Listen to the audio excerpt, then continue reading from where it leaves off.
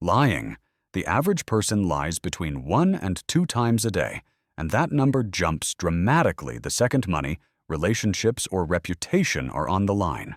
Researchers who tracked this for decades found something stranger still. Most of those lies aren't even calculated, they're automatic, fired off in the first few seconds of a conversation before the brain has even finished deciding to do it. But here's what most people get wrong. Lying isn't one behavior. It's a category, and inside that category are completely different species, each with its own motive, its own mechanism, and its own tell. Learn the species, and you stop getting fooled by the amateurs. The white liar. The white liar is the most common species on Earth, and you've used this one today whether you noticed or not. I love the gift. Traffic was bad. I'm almost there. The motive isn't malicious. It's social lubrication. Smoothing over a moment so nobody gets hurt and the interaction keeps moving. The mechanism is low effort and low guilt because the brain doesn't even register white lies as real dishonesty. It files them under politeness, not deception, which is why people who'd never call themselves liars produce dozens of these a week without a flicker of conscience. The tell is almost non-existent because there's nothing to hide. The lie is so low stakes, the body never activates its stress response. No spike in heart rate, no tension in the voice. That's exactly why this one slides past everyone. It's not designed to be caught. It's designed to be forgotten the moment it leaves the room. The exaggerator. The exaggerator doesn't invent facts. They inflate them. The fish wasn't 2 pounds, it was 5. The traffic wasn't 20 minutes, it was an hour. The motive is status. Making the story bigger makes the storyteller bigger, and bigger stories get better reactions. The mechanism is incremental drift. Each retelling adds a little more until the exaggerator genuinely starts to believe their own upgraded version, because memory isn't a recording, it's a reconstruction, and every retelling reconstructs it slightly larger. The tell is inconsistency across retellings. Ask for the same story twice, weeks apart, and the numbers won't match, the timeline will shift, the stakes will have quietly grown. That's the trap. Exaggerators aren't lying to you. They're lying to themselves first, and you're just collateral damage in a story they've already half convinced themselves is true. The omitter. The omitter never says a false word. They just leave out the part that matters. Ask them directly, and they'll dodge with a technically true answer that skips the real issue entirely, sliding past the question instead of answering it. The motive is self-protection without the guilt of an outright lie. Omitters tell themselves they never lied because, technically, they didn't, and that technicality lets them sleep at night. The mechanism is selective disclosure. Control the narrative by controlling which facts even enter the conversation, because a fact that's never mentioned can't be checked, challenged, or contradicted. The tell is in the gaps, not the words. Notice what they didn't mention, not what they did.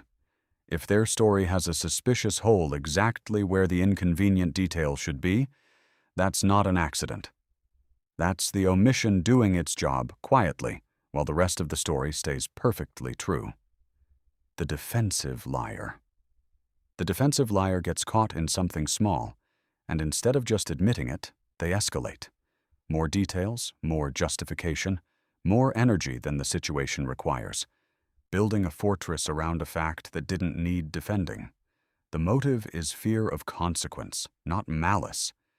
They're not trying to hurt you. They're trying to survive the moment. The mechanism is overcompensation. When people tell the truth, they tend to answer simply because the truth doesn't need backup.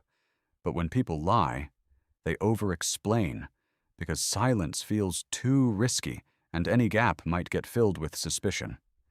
The tell is the mismatch between the size of the question and the size of the answer. Someone asked a yes or no question and got a 3-minute monologue back, complete with unrelated justifications nobody asked for. That's the tell. Truth doesn't need that much support to stand up on its own. The flatterer. The flatterer lies through inflation, not omission. They tell you what you want to hear because the truth is inconvenient and your good opinion is useful. The motive is access to your approval, your resources, your decision-making, your next promotion or invitation. The mechanism is calibrated praise, tuned specifically to whatever the listener is insecure about, which is why flattery never feels generic when it's working. The tell is the gap between public praise and private behavior. Flatterers say one thing to your face and something noticeably different the moment you're not in the room. Watch what they say about other people behind their backs. That's the preview of what they say about you the second you leave. The gaslighter. The gaslighter doesn't just lie about events, they lie about your perception of events, which is a different and far more damaging move. The motive is control through confusion. If they can make you doubt your own memory, they never have to win the argument because you'll talk yourself out of it for them. The mechanism is repetition over time. One denial doesn't gaslight anyone, but the same denial repeated calmly across weeks and months starts to erode confidence in your own version of reality, especially when it's delivered without anger, in a tone that sounds reasonable. The tell is the specific phrase pattern. That never happened. You're remembering it wrong. You're too sensitive. Used not occasionally, but as a default response to being challenged on anything. Notice if you've started keeping receipts, screenshots, dates, and timestamps just to prove things to yourself later. That's the tell. You don't build an evidence file against someone you trust. The pathological liar. The pathological liar lies even when there's nothing to gain and nothing to lose. No money on the table, no reputation at risk, no reason to lie at all. And they do it anyway, inventing details for situations that didn't need any. The motive isn't strategic, it's compulsive. The lying isn't serving a goal, it's running on its own. The mechanism is a distorted relationship with truth itself, where the lie becomes more comfortable than reality, regardless of stakes, because at some point the habit stopped needing a reason. The tell is the absence of motive. Ask yourself, what did they actually gain from that lie? If the honest answer is nothing, you're not looking at a strategic liar. You're looking at someone whose lying has stopped being a tool and started being a default setting. They can't switch off. The manipulative liar. The manipulative liar lies with precision, and every lie serves a calculated purpose: control, advantage, or extraction. Unlike the pathological liar, there's always a clear payoff if you trace it back far enough. You just have to look past the surface story to find it. The motive is power. Over information, over outcomes, over you specifically. The mechanism is targeted deception, custom-built for the specific person being lied to, which is why manipulative liars often seem to know exactly what to say. They've studied you, even if you never notice the research happening. The tell is consistency that's too perfect, paired with information that conveniently always favors their position. Real memories have friction and gaps, little inconsistencies that don't matter, the kind of small, forgettable errors that prove something actually happened, rather than was rehearsed. Manufactured ones don't. That's the tell. A story with no rough edges is usually a story that was built, not lived. The con artist. The con artist is the manipulative liar scaled up into a full operation. This isn't one lie, it's an architecture of lies, built layer by layer, each one supporting the next so the whole structure feels solid even though nothing underneath it is real. The motive is extraction at scale. Money, trust, access, repeated across multiple victims who never compare notes until it's too late. The mechanism is trust engineering. Small verifiable truths mixed with big unverifiable claims.